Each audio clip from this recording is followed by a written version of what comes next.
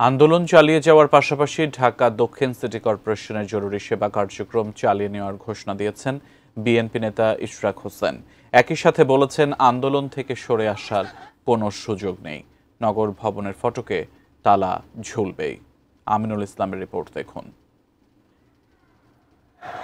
ঈদের 10 দিনের ছুটির পর রোববার সরকারি অফিস খুললেও তালা খুলেনি ঢাকা দক্ষিণ সিটি কর্পোরেশনের নগর ভবন।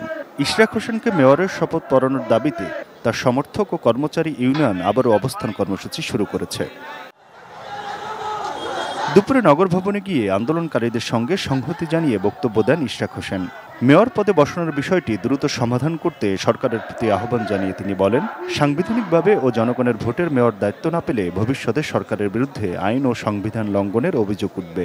আমি সরকারকে আবারও আহ্বান জানাবো, আপনারা দ্রুততম সময়ে এটা নিষ্পত্তি করেন, না হলে আমাদের দলের সর্বোচ্চ পর্যায়ে আপনারা বৈঠক করে এসেছেন, সেই পর্যায়ে কথা বলে এটার মীমাংসা অতি দ্রুত করেন। তা না হলে কিন্তু এই যে অচল অবস্থার সৃষ্টি হয়েছে সেটা কিন্তু কাটবে না।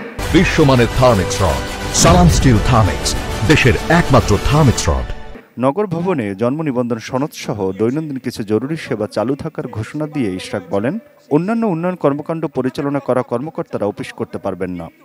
একটা সিদ্ধান্ত নিয়েছি যে দৈনন্দিন যে সেবাগুলো রয়েছে সেই সেবাগুলোকে আমাদের তত্ত্বাবধানে চালু করা হবে, কিন্তু এর বাইরে অন্য কোনো বিভাগ বা অন্য কোনো উন্নয়নমূলক কর্মকাণ্ডের জন্য যারা এখানে আছেন তারা অফিস করতে পারবে না।